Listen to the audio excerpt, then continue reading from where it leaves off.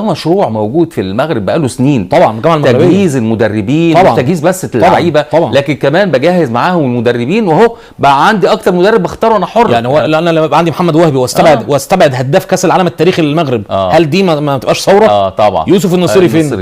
يوسف النصيري هو هدافهم التاريخي 3 اهداف.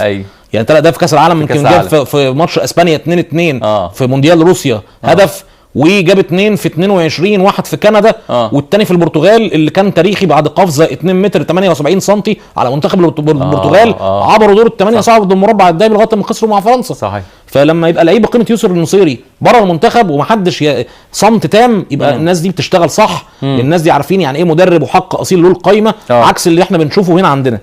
يوسف النصيري بالمناسبه واحد من ضمن 20 لاعب مش موجود. وزيدك من الشعر بيت حكيم زياش. صحيح. حكيم زياش صاحب اسرع هدف للاعب عربي في جميع المونديالات بعد 3 دقائق و30 ثانيه، برضه في ماتش كندا 22 خارج القايمه ومفيش حد اتكلم. انا بديك امثله. طيب نشوف سفيان بوفال، الدوري الانجليزي. فين سفيان بوفال؟ خارج القايمه. طيب عندنا كمان امين عدلي، وده لعب برضه الفتره اللي فاتت مع الرجراجي كتير. امين عدلي. الياس اخوماش برضه من اللعيبه الصغيره الواعده جدا، ما خدوهوش برضه. نتكلم في ادم مسينا، وده كان لاعب كاس الامم الافريقيه الاخيره وكان اساسي مع جواد اليومك وكان مع نايف اكرد، الثلاثي اللي كان خلفي في طريقه الخمسه اللي كان بيعتمد عليها الركراكي. جواد اليومك زي ما قلت لك، حمزه اغمان، عبد الحميد ايد بودلال، كل دول خارج القايمه. اسماعيل بعوف، اسامه ترجلين برضو ده كان من الناس اللي بيعتمد عليهم الرجراجي. عندنا بقى ناس تانية مفاجاه، محمد الشيبي افضل باك يمين داخل قاره افريقيا، خارج قائمه المنتخب، خارج القايمه، ودي حاجه عليها علامه استفهام. عمران لوزة، ريان بونيده، 2 بقى هو كان الاب الروحي ليهم، وكانوا احسن 2 في كاس عالم للشباب. وكان مفاجاه بالنسبه لي شخصيا على صعيد تحليل الاداء ان الناس دي ما اتخذتش. ياسر السبيري ده ما داخلش، وعثمان معمه، الاثنين واحد هداف واحد احسن لاعب في كاس عالم للشباب، الاثنين خارج القايمه، ما اختارهمش خالص.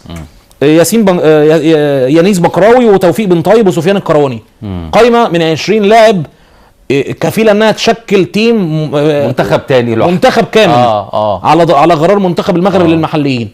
هل شفنا حد عشان برضو الاختيارات دي برضو ما تقلش، ما حدش اتكلم. لا، والاختيارات اللي هو اختارها فعلا اختيارات في فرق بين الثقافه عندنا والناس التانية حتى الان ولا لا؟ تعال نشوف الماتشات الوديه. احنا لعبنا مع منتخب روسيا، كابتن حسام هاجم. هو ده فريق تلعب معاه؟